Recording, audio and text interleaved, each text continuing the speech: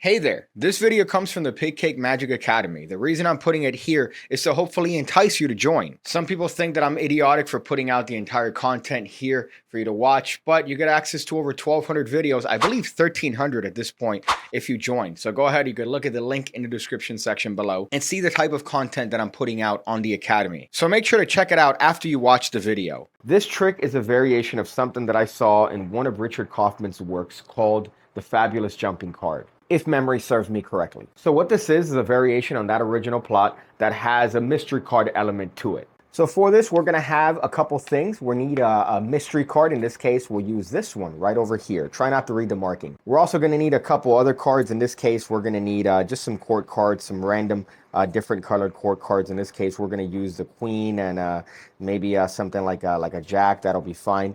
And we're also gonna need a card picked. So the participant selects any card, and let's say that card happens to be the 7 of spades. This card could also be signed, but ultimately it's going to be placed between the court cards. So this is going to be placed between the court cards, and a very interesting thing just took place because it looked like I put those cards between, but actually that never happened because, well, none of this actually ever happened.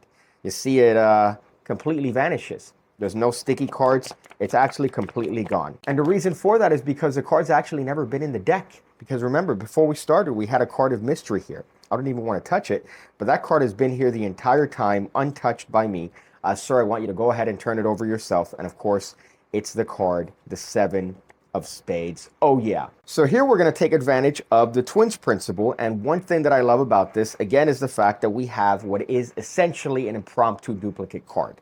So we're going to have the Jack of Hearts or Diamond on the table from the beginning as the actual mystery card. And when we go through the deck, we're going to remove the Jack of Hearts and any other black court card. Now, I like keeping the actual card on top of the Jack so they don't really see what it is. And I never address it by the Jack of Hearts. I only ever address this card by, in this case, a red Jack at the most. And that card goes on the table, not hidden, but also not necessarily showing. Now the participant is going to pick any card and you're going to take it and put it between the actual court cards themselves. Now I thought long and hard as to how to do this actual handling. In the original, it involved a top change while holding 2 cards.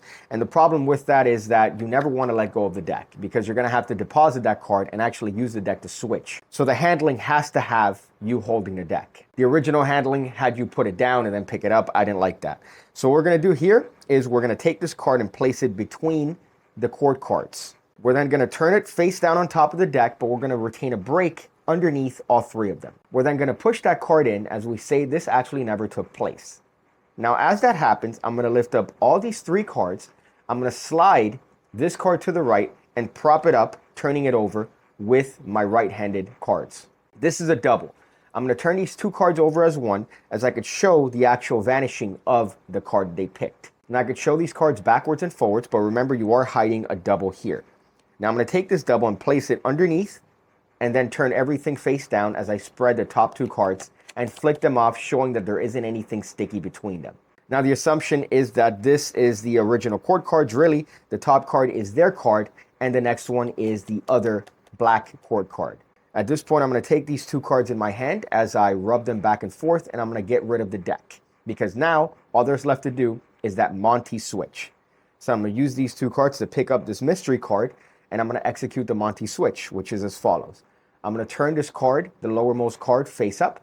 At the same time I'm doing that, I'm just using my thumb to push over this card on top to the left. I could then take that card and then take this one underneath and turn it to a face-up position.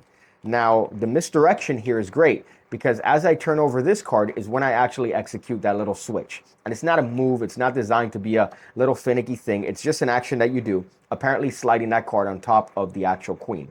I'm going to take the card underneath and flip it face up, which actually is the duplicate, or in this case, the twin of the Jack of Hearts. So that action at speed just looks like this. And now you can actually show that the mystery card is the participant's card. I like to take these 2 cards and turn it face down, as I could then show the card to the participant, and I end absolutely clean. What's great about this, again, is the use of that twins principle to mask the actual Jack, and you don't need any duplicates. But that is the trick, another variation of the mystery card. I hope you guys enjoyed it, and as always, I hope to see you on the next lesson. I see you again, when I see you again, when I see you again, when I see you again, when I see you again, when I see you again, when I see you again.